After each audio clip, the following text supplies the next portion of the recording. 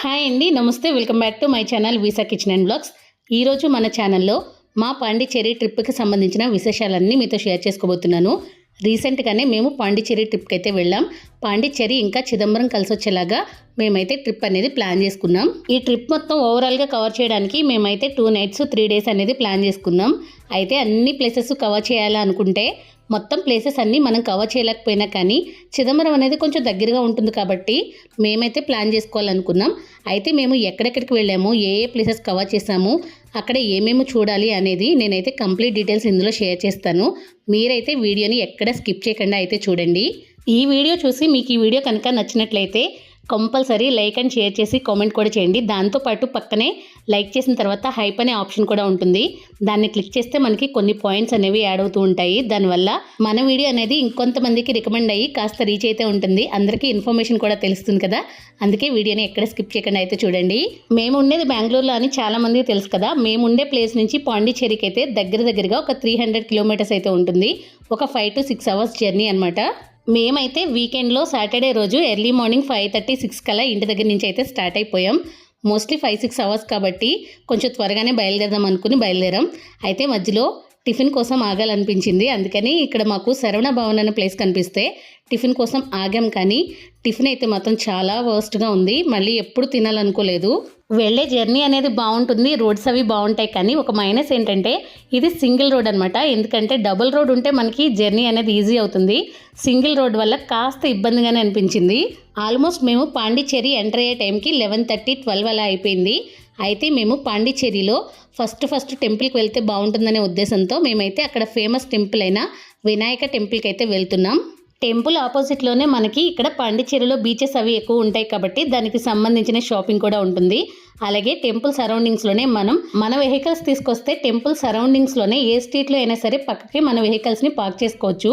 ఇక్కడ parking fee అనేది సపరేట్గా లేదు. అలాగే పార్కింగ్కి సపరేట్గా ప్లేస్ లేదు కాబట్టి ఎక్కడ పార్క్ చేసుకున్నా ఎలాంటి అబ్జెక్షన్ అయితే ఉండదు. ఈ టెంపుల్ పేరు వచ్చేసి అరుల్మిగు మనుకుల వినాయకర దేవస్థానం అంట. అయితే ఇక్కడ టైమింగ్స్ వచ్చేసి మార్నింగ్ 5:45 నుంచి మధ్యాహ్నం 12:30 వరకు, అలాగే మళ్ళీ 4 o'clock నుంచి నైట్ 9:30 వరకు అయితే ఉంటుంది. పాండిచ్చేరి మెయిన్ సెంటర్ నుంచి ఈ టెంపుల్ వరకు ఆల్మోస్ట్ 1 to 1.5 kilometer దూరం అలా ఉంటుందంటే మరీ ఎక్కువగా అయితే ఏమి ఉండదు. ఈ టెంపుల్ అనేది మరీ పెద్దది కాదు, అలా అని మరీ చిన్నది కూడా కాదు. యాజ్ యూజువల్గా తమిళనాడులో టెంపుల్స్ అన్నీ చాలా బాగుంటాయి కాబట్టి ఈ టెంపుల్ కూడా లోపలంతా చాలా బాగుంటుంది. అంతేకాకుండా మాకు దర్శనం అయితే మాత్రం లోపల వినాయకుడు విగ్రహం దాకా తీసుకెళ్ళి మరీ చాలా బాగా అయితే చేపించారనిపించింది. చూడ్డానికైతే చాలా బాగుంది. ఇక్కడ కాసేపు టైం స్పెండ్ చేసేసిన తర్వాత మేమైతే బయటకు వచ్చేసాం. ఓవరాల్గా ఈ టెంపుల్ అంతా ఏ విధంగా ఉంటుందో ఒక్కసారి మొత్తం కవర్ చేసి చూపిస్తున్నాను, చూసేయండి. పాండిచ్చేరి ట్రిప్ మొత్తానికి ఒక విషయం చెప్పాలి. అదేంటంటే మనకి ఏ ప్లేసెస్ కవర్ చేయాలని అందరూ చెప్తారు, కానీ ఎప్పుడెప్పుడు ఏ ప్లేసెస్కి వెళ్ళాలి ఒక ఆర్డర్లో చెప్పాలంటే ఎవరికైనా కష్టమే. అది మన ఓన్గానే మనం ప్లాన్ చేసుకోవాల్సి ఉంటుంది. టెంపుల్లో దర్శనం ముగించేసుకుని బయటకు వచ్చేసిన తర్వాత ఏంటంటే మనకి దగ్గరలోనే ప్లేసెస్ అనేవి ఉంటాయి కాబట్టి మన వెహికల్ అయితే పెద్దగా తీయాల్సిన అవసరం ఉండదు. నడుచుకుంటూనే చాలా వరకు కవర్ చేసుకోవచ్చు. మనకి క్లైమేట్ అనేది సపోర్ట్ చేస్తే ఎంత దూరమైనా నడిచి అలా తిరిగేయచ్చు. టెంపుల్కి వాకబుల్ డిస్టెన్స్లో ఒక 1/2 kilometer, అలాగే ఒక 800 meters అలా దూరంలో ఏంటంటే మనకి ఫస్ట్ అయితే భారతి పార్క్ ఉంటుంది. దానికి ఆపోజిట్లో ఈ పాండిచ్చేరికి ఫేమస్ అయిన రాక్ బీచ్ అయితే ఉంటుందన్నమాట. మేమైతే రాక్ బీచ్కి వెళ్ళాలనుకోలేదు, ఎందుకంటే అది నైట్ టైంలో చూస్తేనే లైటింగ్లో బాగుంటుందని చెప్పి విన్నాను. అందుకని మేము నైట్ టైం వెళ్దామని చెప్పి అదైతే స్కిప్ చేసేసాం. అలా కొంచెం ముందుకు నడుచుకుంటూ వెళ్తే ఫ్రెంచ్ కాలనీ కూడా ఉంటుంది. ఫస్ట్ అయితే భారతి పార్క్ ఎలా ఉంటుందని కవర్ చేద్దామని చెప్పి మేమైతే పార్క్ లోపలికి వచ్చాం. తిరుగుతున్నప్పుడు అలసటగా అనిపిస్తే కాసేపు అలా రెస్ట్ తీసుకోవడానికైతే ఈ పార్కులు అనేవి చాలా హెల్ప్ అవుతాయి. మనం పార్క్లో మరీ అంత ఎంజాయ్ చేసేది ఏమీ ఉండదు, కానీ పిల్లలతో వస్తే మాత్రం వాళ్ళైతే కాసేపు ఎంజాయ్ చేయడానికి ఇక్కడైతే ప్లేస్ అనేది చాలా బాగుంటుంది. ఇక్కడ కాసేపు టైం స్పెండ్ చేసి వీడియోస్ అవి తీసేసుకున్న తర్వాత ఇక్కడి నుంచి వైట్ టౌన్ ఫ్రెంచ్ కాలనీ అనేది పక్కనే ఉంటుంది కాబట్టి అలా నడుచుకుంటూ అయితే మేము కాస్త ముందుకు వెళ్ళాం. ఇక్కడ చూస్తున్నారు కదా ఫ్రెంచ్ కాలనీ అంతా ఓవరాల్గా ఏ విధంగా ఉంటుంది అనేది కవర్ చేసి చూపిస్తున్నాను. మనకి ఇది ఏంటంటే ఫ్రెంచ్ స్టైల్లో బిల్డింగ్స్ అనేవి కలర్ఫుల్గా చూడడానికి కొంచెం డిఫరెంట్ ఆర్కిటెక్చర్లో అయితే కనపడుతూ ఉంటాయి. ఇక్కడ ఫొటోస్ వీడియోస్ అవి మాత్రం చాలా బాగా తీసుకుంటూ ఉంటారు. మేము కూడా మాకు నచ్చిన ప్లేసెస్లో కొన్ని ఫొటోస్ వీడియోస్ అవి తీసుకుంటూ అలా నడుచుకుంటూ అయితే కాస్త దూరం అయితే వెళ్ళాము. మరీ ఎక్కువగా కంప్లీట్గా తిరగలేం కాబట్టి కొంచెం దూరం అయితే అలా నడుచుకుంటూ వెళ్ళాం. అక్కడి నుంచి ఏంటంటే మేము వేరే ప్లేస్ ఏదైనా కవర్ చేద్దామని చెప్పి సరౌండింగ్స్లోనే దగ్గరగా ప్లేసెస్ ఏమున్నాయని చూసుకుంటే ఇక్కడ ఫేమస్ చర్చిలు అనేవి ఉన్నాయంట. అందుకని 2 కిలోమీటర్స్ లోపలే ఈ చర్చిలు అనేవి ఉంటాయి కాబట్టి ఫ్రెంచ్ కాలనీ మొత్తం కవర్ చేసుకుంటూ ఆటోలోనే మేమైతే చర్చ్ వరకు వెళ్ళాము. చర్చ్ వరకు మేము ఆటోలో ఎందుకు వెళ్ళామంటే అక్కడ మన వెహికల్స్ పార్క్ చేసుకోవడానికి ప్రాపర్గా లేదని ఆటో వాళ్ళు అయితే మనకు చెప్తారు.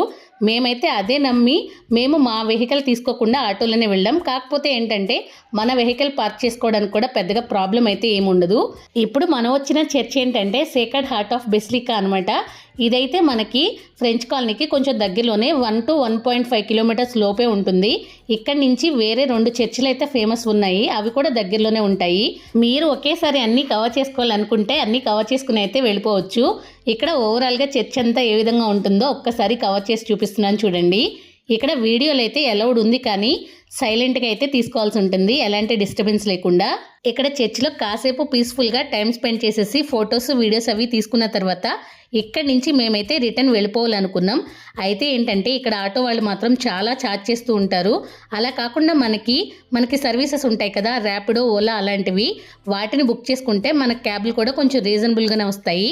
మేము కూడా క్యాబ్ బుక్ చేసుకుని ఇక్కడి నుంచి రిటర్న్ అయిపోదామని టెంపుల్ సరౌండింగ్స్లో ప్లేసెస్ కవర్ చేసుకుందామని వెళ్ళాము. టెంపుల్ సరౌండింగ్స్లో 400 మీటర్స్ దూరం అలా మనకి అరబిందో ఆశ్రమం అని ఉంటుంది, అక్కడికైతే వెళ్ళొచ్చు. ఇక్కడైతే కెమెరాలు వీడియోలు అవి అస్సలు అలౌడ్ లేదు. మొబైల్స్ అనేవి ఫ్లైట్ మోడ్లో పెట్టడానికి కూడా లేదు, కంప్లీట్గా స్విచ్ ఆఫ్ చేసి లోపలికి వెళ్ళాల్సిందే. అందుకనే లోపల వీడియోస్ ఏమి నేనైతే కవర్ చేయలేదు. ఇక్కడ అప్పటికే మాకు 3:30 వరకు టైం అయిపోయింది, లంచ్ టైం కూడా దాటిపోతుందని చెప్పి టెంపుల్కి పక్కనే ఉండే ఈ సరుగురు రెస్టారెంట్ అనేది చాలా ఫేమస్ అంట, క్యాబ్ డ్రైవర్ అయితే చెప్పాడు. అందుకనే మేము ఇక్కడికైతే వచ్చేసాం.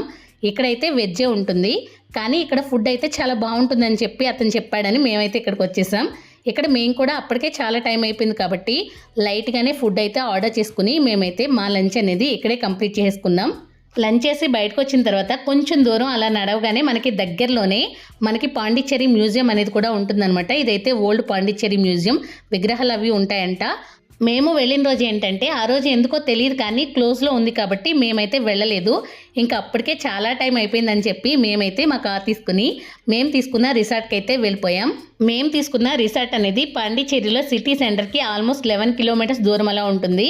ఎందుకంటే రిసార్ట్స్ అనేవి కొంచెం సిటీకి దూరంగానే ప్రశాంతంగా ఉండే ప్లేస్లోనే ఉంటాయి కాబట్టి ఈ రిసార్ట్ అయితే చాలా ప్రశాంతంగా చాలా బాగుంటుంది. మీకు కూడా ఈ రిసార్ట్లో స్టే చేయాలనిపిస్తే నేను ఈ రిసార్ట్కి సంబంధించి కంప్లీట్ టూర్ అయితే చేసి ఆల్రెడీ వీడియో అయితే పోస్ట్ చేశాను, విత్ డీటెయిల్స్తో సహా అన్నీ క్లియర్గా చెప్పాను అనమాట. మీకు ఎవరికైనా కావాలనుకుంటే ఆ వీడియో అయితే చెక్ చేసేయండి. ఇంకా ఆ రోజు నైట్ అయితే రెస్ట్ చేసుకుని మార్నింగ్ అయితే బ్రేక్ఫాస్ట్ మనకి కాంప్లిమెంటరీ కాబట్టి బ్రేక్ఫాస్ట్కి అయితే వెళ్ళిపోయాము. ఇక్కడ బ్రేక్ఫాస్ట్ అయితే మాత్రం మామూలుగా ఉండదు. అసలు ఎన్ని వెరైటీస్ పెట్టారంటే అసలు లెక్క కూడా పెట్టలేమేమో, అన్ని రకాల వెరైటీస్ పెట్టారు. అన్హెల్దీ కాదు, హెల్దీ కాదు, ఇంకా రకరకాల డ్రింక్స్, జ్యూసులు, అసలు చెప్పడానికి కూడా సరిపోదేమో అంత లిస్ట్ అయితే ఉంది. ఫుడ్ అయితే మాత్రం చాలా బాగుంటుంది. లైవ్ కౌంటర్లో దోశలు, ఆమ్లెట్స్ అవి కూడా ఉంటాయి. బ్రేక్ఫాస్ట్ అయితే ఫ్రీ కాబట్టి ఎంతైనా కొమ్మేయచ్చు, కానీ ఇక్కడ డిన్నర్ కానీ లంచ్ కానీ ఆర్డర్ చేసుకోవాలంటే కష్టమే. రేట్స్ అయితే మాత్రం మామూలుగా ఉండవు. అందుకనే మేమైతే ముందు రోజు నైట్ కూడా బయట నుంచే ఫుడ్ అయితే తెచ్చేసుకున్నాం.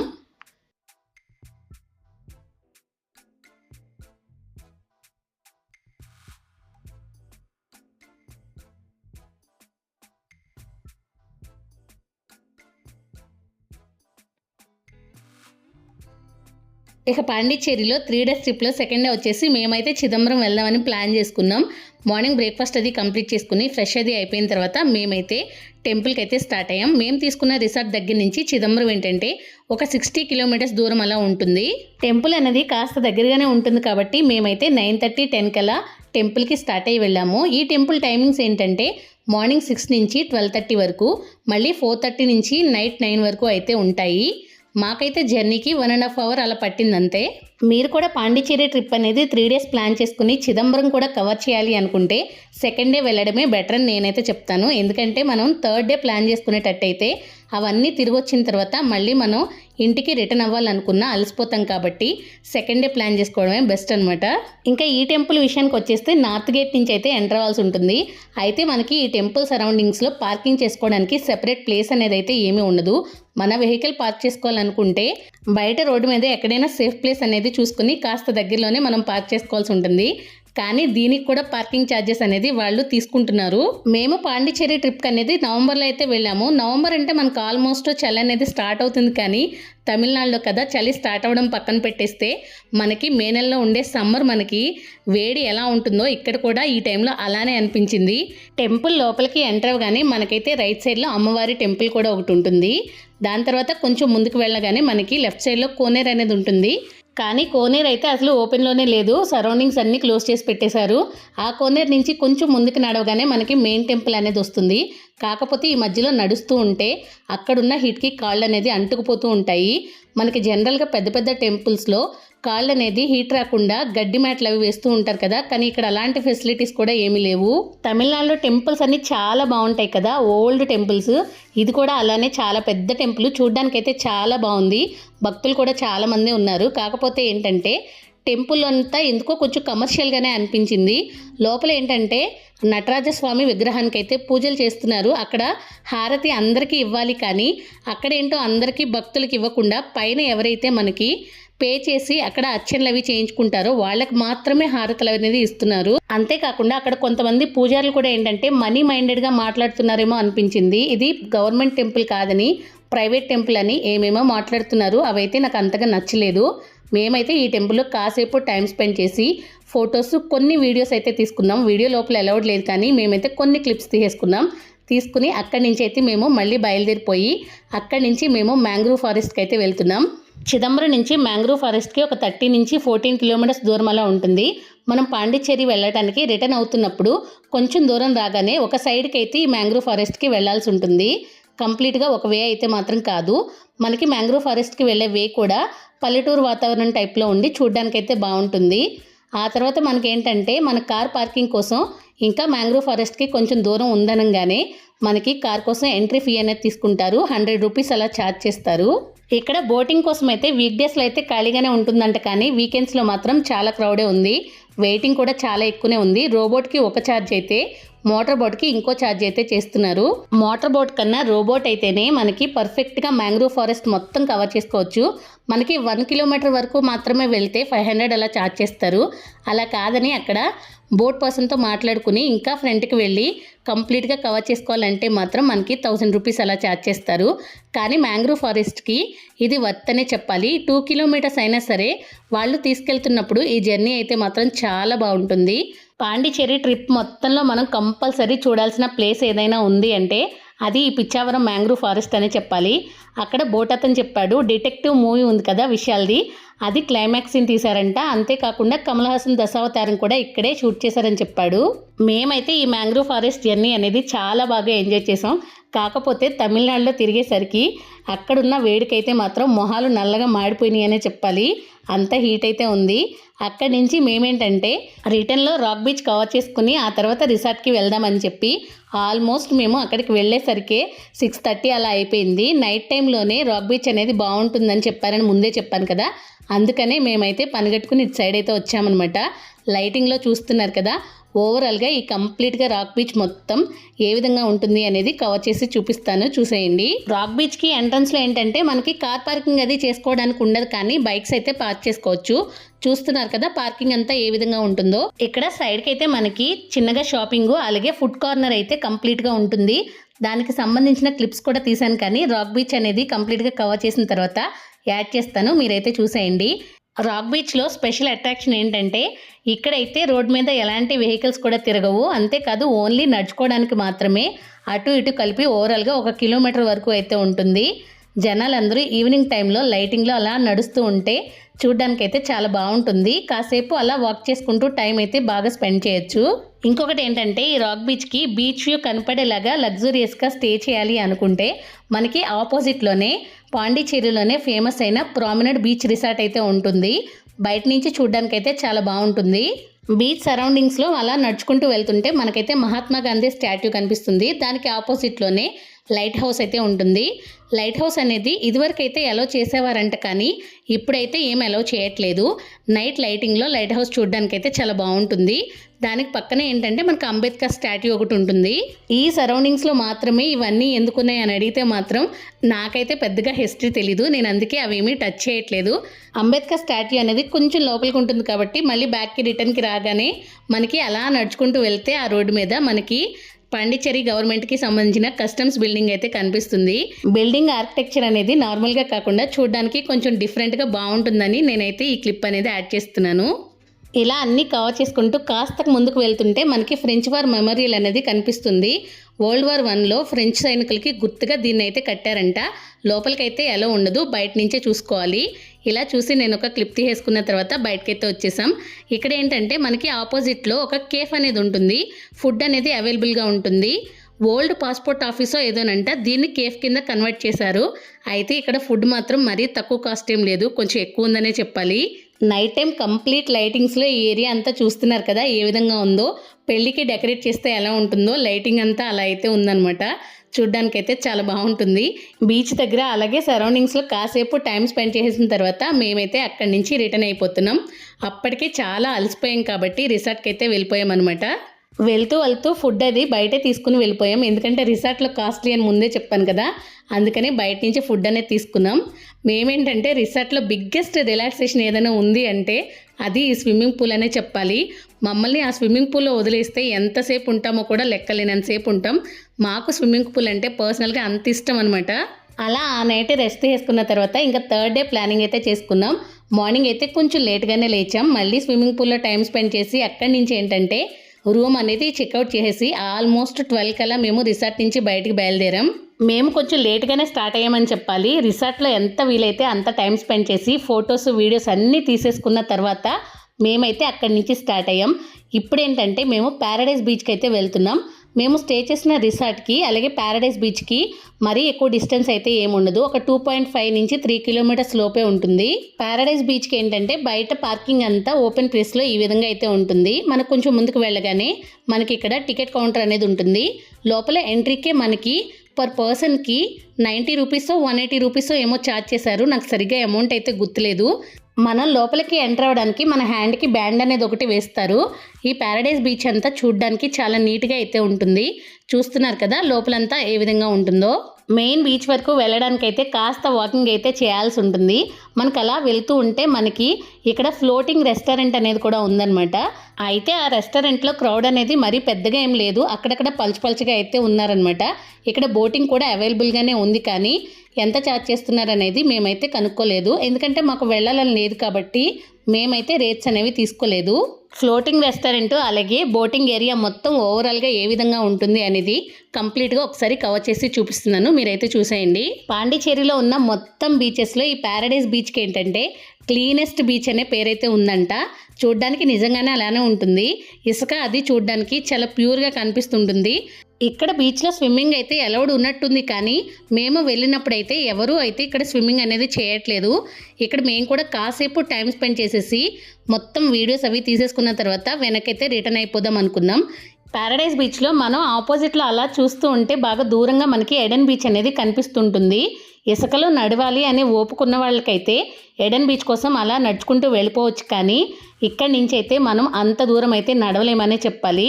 బయటకు వచ్చేసి ఎడెన్ బీచ్కి వెళ్దామన్నా కూడా మనకి చుట్టూ తిప్పుకున్నట్టు ఉంటుంది. మీకు ఎడెన్ బీచ్ కవర్ చేయాలి అనుకుంటే మాత్రం కంపల్సరీ బయట నుంచి అయితే వెళ్ళండి.